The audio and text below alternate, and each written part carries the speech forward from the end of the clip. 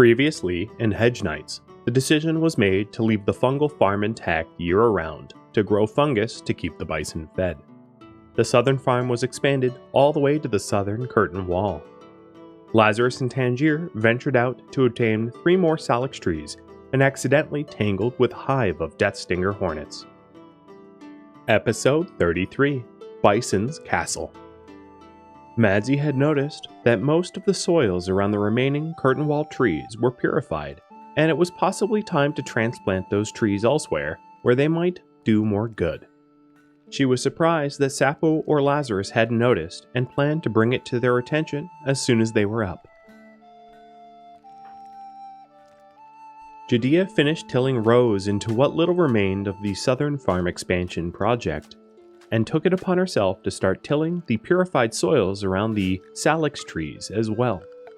While Sapo and Lazarus hadn't formally asked for the area to be tilled, it was quite likely they'd want to continue sowing crops as it was still just the middle of spring, and instead of waiting for them to request others to help with the work, she'd just get started on it while the others slept. Her and the other adlets grown to rely on mead, tea, and beer to soothe the aches and pains of hard labor. Much of the day back on the coast in Eleanor Island was spent playing makeshift board games made of shells and stones, or scouring the coastline for flotsam and debris. Not exactly back-breaking labor, unlike in the Bison Keep, where they were tilling soils, uprooting trees, laying brickwork, and defending against savage raiders. She hoped the farmers would use the newly tilled area for tea or hops, because the brewed drinks helped to dull the aches and pains surmounting from all their collective hard work.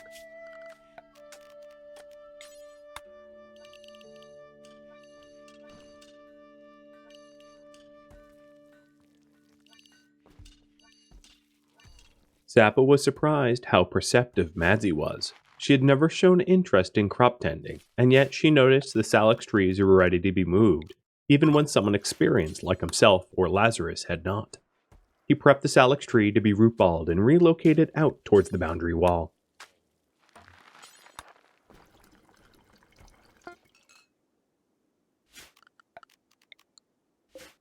He was also surprised to see some of the surrounding soil around the salixes to already be tilled, and wondered if it was some sort of miscommunication with the other adlets. He wanted to go around and let everyone know there was no need to continue tilling the soils, and everyone could take a break if they wished. However, he knew that root-balled salix trees still rotted and disintegrated rather quickly, so he'd get around to it once he was finished. While he was out in the farm, he also noticed some lichen and weeds cropping up around the newly sown plants, and made a mental note to do some weeding as well. He thanked Madzie for noticing the salix tree, and first asked if she was the one who started tilling near the trees. She replied that she was not, but maybe saw Madzie start late last night. He then asked what he could do for her to thank her for her help. She blurted out, "Your job!" and then burst out laughing. She couldn't maintain her deadpan delivery of sass for very long. Sapo laughed hard enough, it startled the nearby bison, and once he gathered his composure, he told her he'd make some extra fritters and hoped that it sufficed as a reward for her vigilance.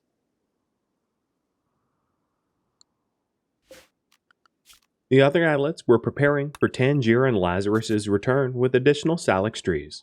The boundary wall was nearly completed, but they had a long way to go before they had enough salix trees to claim that the boundary arboretum was complete.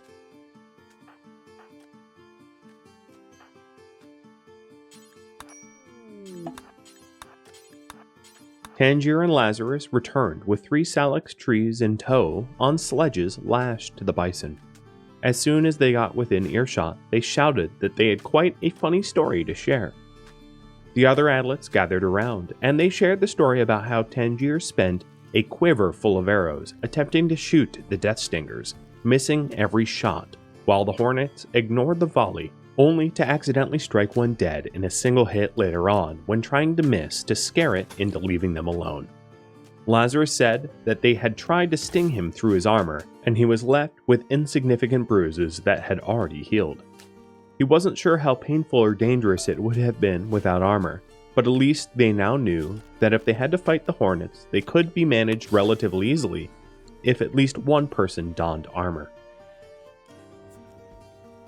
Megahoof told the couple that he was glad that they made it home safe and sound, but Sapo insisted on checking Lazarus out anyway, to make sure there weren't any infections that could get worse over time. There weren't any bruises, and Lazarus's skin was never pierced, but he clearly displayed signs of toxic exposure. So he told Lazarus that he had to rest in the keep and that he himself would handle the salix trees. Lazarus demanded to plant at least one of them before resting, and Sapo acquiesced. Sapo reminded Lazarus that all of this could have been avoided if he had just given up his helmet in lieu of a face mask. And Lazarus reminded Sapo that his face mask did indeed come in handy. The death stingers were all swarming around him.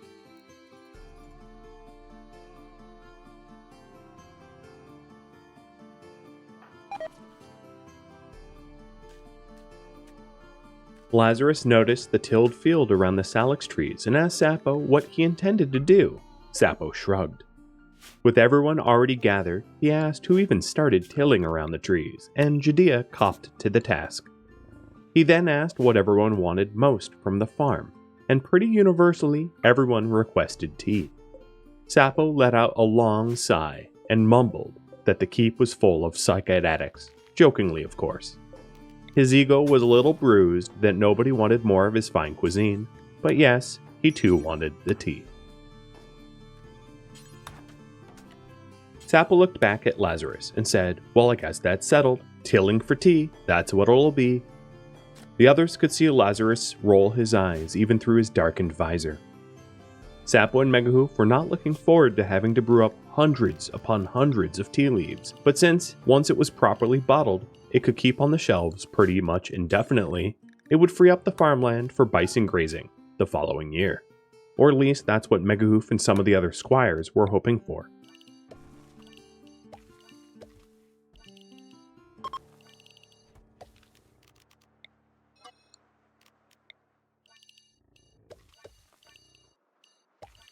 Sowing and tilling around the ambrosia bushes and salix tree trunks and roots was tedious, and the farmers had to be careful not to trample the relatively delicate ambrosia bushes, as they were even more important than the much desired tea.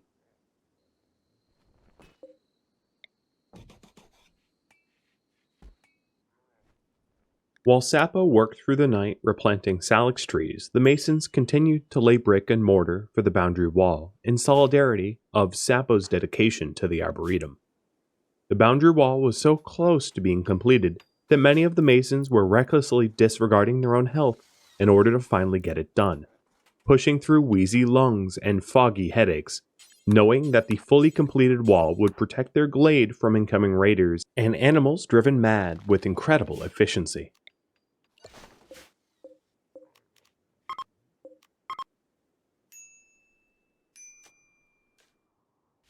Tangier continued what Judea had started, tilling the soils around salix trees, taking extra care to avoid damaging the ambrosia and salix roots. Luckily, psychoid plants had shallow roots, so the tilled rows didn't need to be too deep. She had grown accustomed to mining slate, that now that she was breaking up soils for tilling, it felt like very little effort.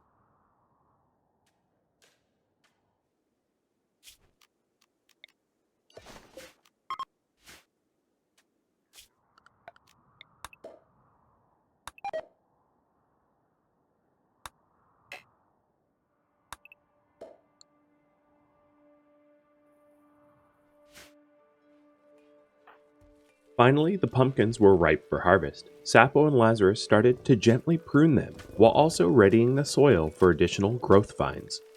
Sapo made sure Megahoof knew not to make so much bread, as it would likely go stale on the shelves because everyone preferred the fritters.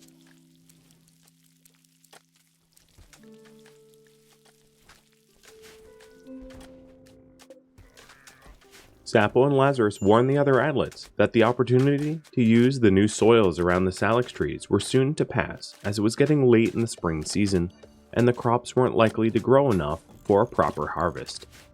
Everyone who could properly till soil converged on the farm and quickly plowed through the remaining soil. This prompted the two farmers to follow suit with sowing prepared plants from the nursery.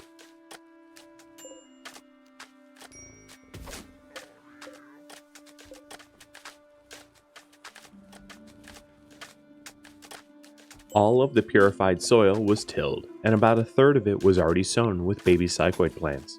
The remaining salix trees continually purified the soils around their roots, but Sapo told the tillers they didn't need to continue to till new soils, and instead just let the trees do their thing, and they'd make use of the soil the following season.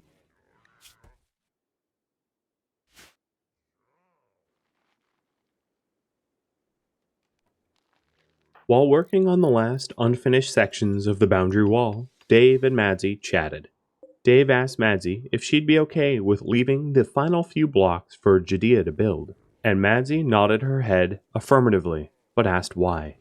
Dave told Madzie that the entire boundary wall idea was originally Judea's, and thought it might be meaningful to her if she was the one to finish it, as she was also the one who had started it as well. Madzie then asked Dave if there was something that mattered to him, and Dave said yes, in fact there was. Dave went into detail about how he had the opportunity to build a stonework outpost that they had used when traveling westward to make contact with the fallen communities, and how he found pride in his work. He then asked Madzie if she felt the same way, and she said yes. She had her own project that she cared about, but it was a secret, so she couldn't tell him about it. Dave scratched his head, shrugged, and then made sure that they both would let Judea finish the final blocks, but also not to let her know they left it for her. Madzie and Dave shook on it.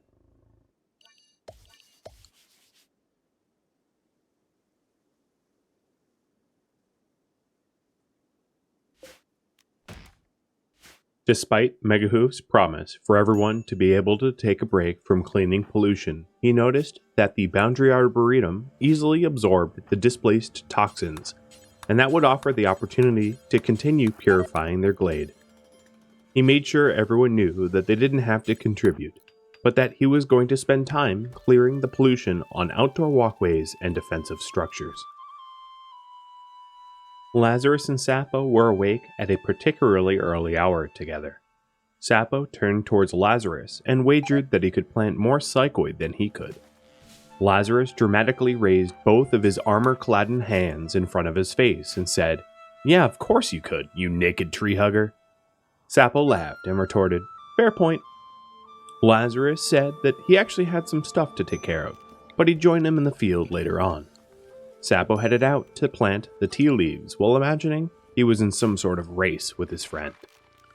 As they wrapped up sowing tea, they both realized the ambrosia looked pretty ripe as well, and they started carefully picking the fruit so as to not damage the delicate stems or branches. "You would probably still win, even if I didn't have armor on," Lazarus whispered to Sapo, but then added that given how he was used to heavy armor, he'd definitely be able to uproot salix trees faster. "You're most certainly right about that," Sapo ceded. "I'd be faster if I had dainty hands like you," and then Lazarus let out a hearty chuckle. "Hey, maybe you do too, and we just don't know it under those gauntlets." Lazarus laughed even harder, and then pointed out to Sapo that he just admitted that his hands were dainty. Sapo playfully threw a clod of dirt at Lazarus, plunking off his armor. The two laughed together.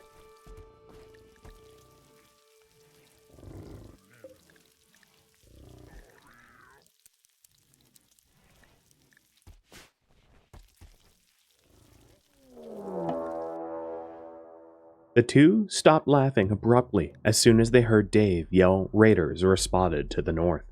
Lazarus and Sapo dashed towards the weapons rack, exchanging out their harvesting axes for a falchion and a bow.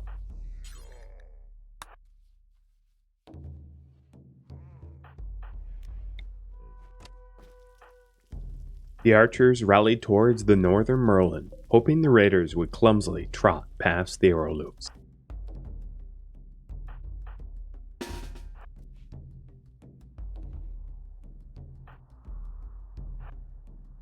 Klein was quite far from the keep's inner curtain walls and worried he might not make it back to cover in time. Luckily, unbeknownst to him, the raiders had a difficult time finding a way into the glade, which bought him enough time to get to cover.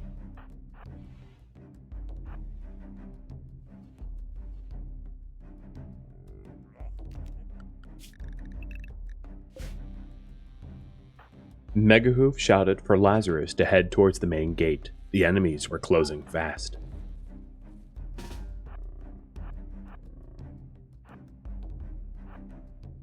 Just as the archers had hoped, the bloodthirsty raiders were too reckless to realize they were within range of the Merlin, and the archers managed to land multiple hits as they sprinted past.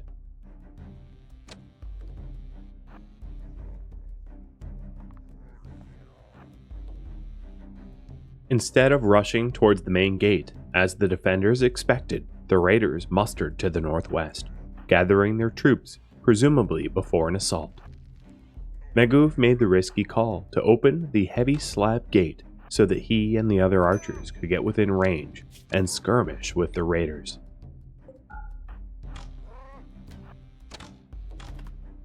Bowfire was exchanged between the Adlets and the enemy bowmen. They drew closer towards the walls, so the Adlets no longer needed to venture out for skirmishing. Megahoof had been struck, but it didn't slow him down.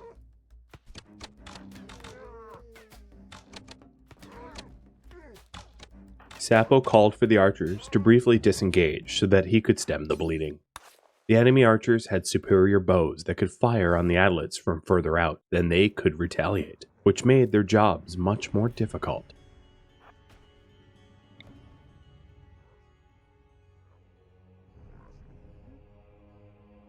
Megahoof called on the archers to focus on one target at a time, hoping to call their numbers and trigger a rout. The enemy succumbed to arrow wounds, one by one.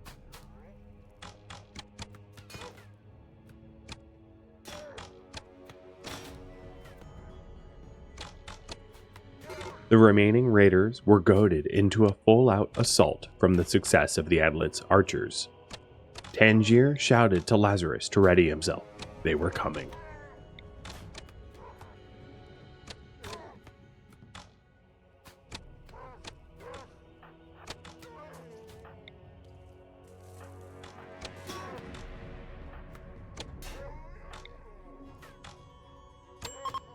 Before they were even able to reach the first of the two main gates, the raiders fled westward into the hills. Sapo called Megahoof and Dave into the keep, while Tangier, Madzie, and Jadia continued to fire. Dave had been struck hard in the leg, and Sapo said that he needed to tend him right away.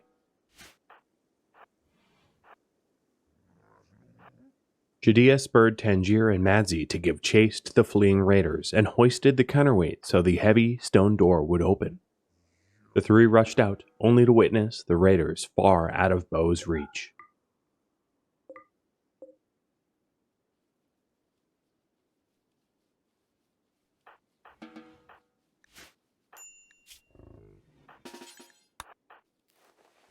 Sapo apologized to Dave. The medicine next to the alchemy bench had residue from the hybrid extract process, and he had to search for clean medicine before being able to tend his wounds. The Adlets were weary from battle and headed to bed.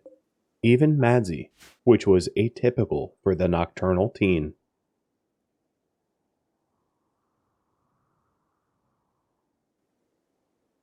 Sapo agreed to stand watch while everyone else slept. He was still jazzed from combat and being the keep's doctor. He decided to meditate within the keep rather than resume his work or patrol.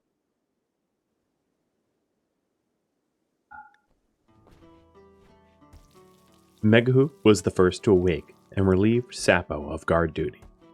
Megahoof tapped Sapo on the back and told him to get some shut-eye. He then bustled around the kitchen to whip up the next batch of lentil soup. The smell of the aromatic soup clung to the slate walls and infused the keep with a sweet, pungent smell of garlic, which was much preferred over smoggy breeze.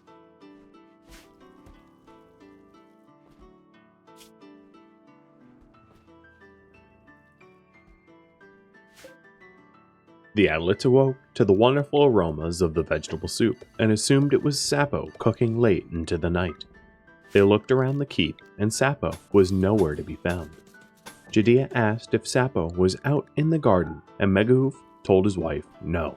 He was fast asleep last he checked. Wait, so... And before she could finish her sentence, Megahoof answered, "Yep, me. Judea was surprised that Megahoof's culinary skill had come far enough that she thought it was Sappho's.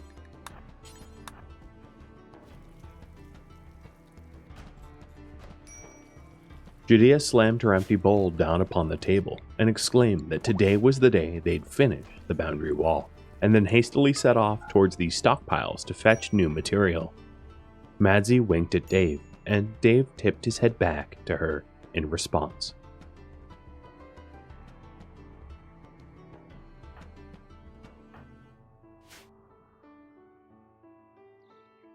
Madzie tipped off Tangier about her and Dave's plan to let Judea set the final stone.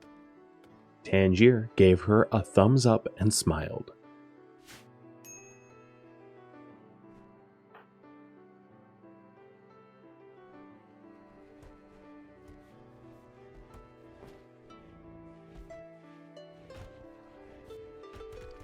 The final section of the marsh palisade was being constructed by Judea, and Dave told her that he thought there was a corner of the slate wall up north that was missing too.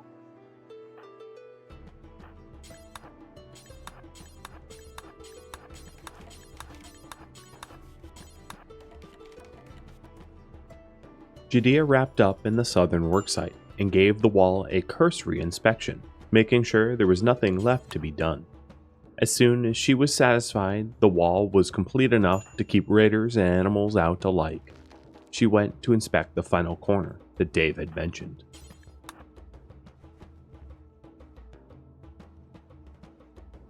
Judea headed to the northeastmost corner and finished the last piece of the boundary wall. Upon returning to the keep, the other adlets were waiting with tea and mead.